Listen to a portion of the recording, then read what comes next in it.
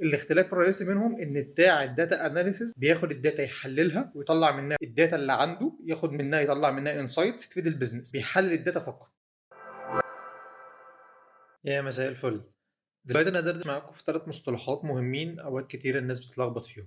اول حاجه ايه هو الداتا اناليسيس والداتا ساينس والاي اي، او ايه الاختلاف بينهم، او ايه الريكويرمنت المطلوبه في كل حاجه من الثلاثه. بص يا صديقي الجميل، الاختلاف بسيط جدا. الداتا اناليسيس بيكون الاساس بتاعه في المنتاليتي بتاعته، وانه يستخدم التولز الاساسيه اللي هي الاكسل والباور بي اي والتابلو، يكون عنده اساس في الداتا بيس كويس جدا والاند سيكوال، وكمان يكون فاهم في الداتا وير هاوس عشان معظم الشركات الكبيره ومعظم الشركات المتوسطه حتى كل شغلهم بيكون عن طريق الداتا وير هاوس. بلس كمان حاجه مهمه وهي البايثون فور داتا اناليسيس، تحليل مكتبات البانداس والنمباي مابلوتلاب والسيبور. طيب الحاجات دي مع منتاليتي او عقليه محلل البيانات، انه يقدر ان هو يحلل البيانات القديمه او البيانات اللي موجوده، الريل داتا اللي موجوده او اللايف داتا اللي موجوده. هو مهمته الاساسيه ان هو يطلع انسايتس من الداتا. بمعنى ايه؟ ان هو ياخد الداتا اللي معاه دي ويحللها ويطلع منها معلومات مفيده تفيد البيزنس. شكرا، قفل على كده، مش هنتعمق اكتر من كده. وفي فيديو برضو نبقى ننزله تفصيليا اكتر عن الداتا اناليسيس وما الى ذلك. احنا كده خلصنا الداتا اناليسيس. ايه الحاجه الثانيه المهمه؟ الداتا ساينس. الداتا ساينس هقدر ان انا ازود لك عليه حاجتين اساسيتين. هو بيتعامل مع البريدكشن او التوقع، بيكون عنده مهمه اساسيه وهو بيزود على التولز دي الماشين ليرنينج والديب ليرنينج. بيعمل توقع فوركاستنج والجزء بتاع التايم سيريس اناليسيس، وبيشتغل اكتر على الجزء بتاع البريدكشن، ان هو يعمل توقع مثلا لمنتجات، توقع لاسعار، يعمل سيجمنتيشن ان هو مثلا يقسم الناس لفئات وما الى ذلك. يبقى كده نزود على جزء الداتا اناليسيس، الجزء بتاع الماشين ليرنينج، وممكن ندخل فيه كمان الجزء بتاع البيج داتا والسبارك والهدوب وما الى ذلك حسب الريكويرمنت في جوه مصر وبره مصر. في الامارات بيطلب الجزء بتاع البيج داتا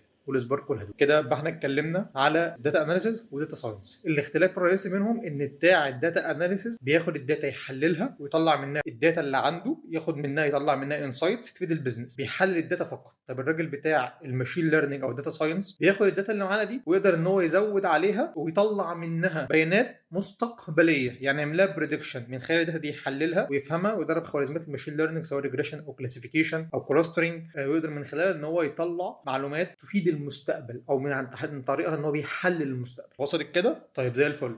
طيب رقم 3 الاي اي بنزود على الكلام ده. طبعا الاي اي الكور بتاعه البايثون، فبنشتغل بايثون مكتبات تحليل البيانات بانداس نمباي مابلوتلاب سيبورن اوبن سي في، طبعا في الكمبيوتر فيجن والان ال بي وما الى ذلك، وطبعا اكتر من مكتبه ثانيه مش موضوعنا دلوقتي. بنزود على بايثون فور داتا اناليسيس. طبعا لازم يكون عندك بيس قوي في الماثيماتكس عشان المودلز تبقى فاهمها بتشتغل ازاي وبتتعامل ازاي. بلس كمان حاجه مهمه وهي انك تكون فاهم ماشين ليرنينج كويس جدا، تكون فاهم ديب ليرنينج اي ان ان ار ان ان سي ان ان بري تريند موديل ترانسفير ليرنينج وهكذا، وتكون كمان داخل بقى على الستيب الجديده وهي الكمبيوتر فيجن والان ال بي والجنريتيف اي اي بعد كده. تمام، يبقى انت عندك كمبيوتر فيجن اللي هو ازاي تخلي الاله تشوف، من اول بقى الايمج بري بروسيسنج ازاي تعمل اناليسيز وتحلل وتهندل الصوره نفسها. مرة بقى بنستخدم مكتبات اليولو، نستخدم اوبن سي في، نستخدم بعد كده مثلا نخش في الجزء بتاع الاوبجكت ديتكشن زي ما احنا قلنا في اليولو، نخش في الجانز، نخش في الديب فيك كل ده كمبيوتر فيجن. حلو الكلام، حلو الكلام. طبعا السام واليونت وكل الادفانس توبكس اللي موجوده حاليا. طيب اللي بعد كده لين البي. لين البي بين قوسين كده ممكن نقول الشات جي بي تي. طبعا مش بختصر كل الكلام في شات جي بي تي، لان هو الان ال بي ازاي يخليك تتعامل مع النصوص ان جنرال. يبقى الكمبيوتر فيجن ازاي تتعامل مع الصور، والان ال بي ازاي تتعامل مع النصوص ان جنرال. حلو الكلام. تعمل بقى تكست سمرايزيشن، تعمل سنتمنت اناليسيس، تعمل شات جي بي تي، تعمل شات جي بي تي 2، تعمل شات بوت وما الى ذلك. كل الكلام المتعلق بالداتا الخاصه بالتكست نشتغل عليها في الان ال بي. يبقى كده انت بقيت اي اي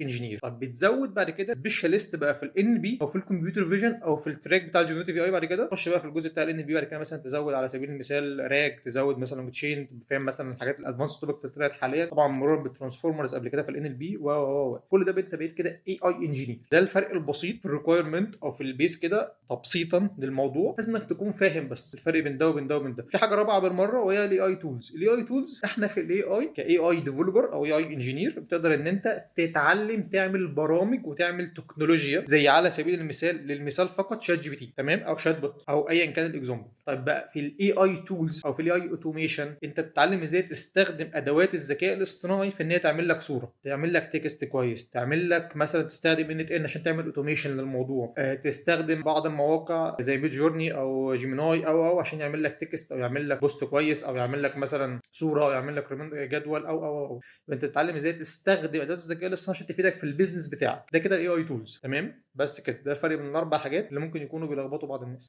دردشه سريعه كده، اتمنى تكون فادتكم. السلام عليكم ورحمه الله وبركاته.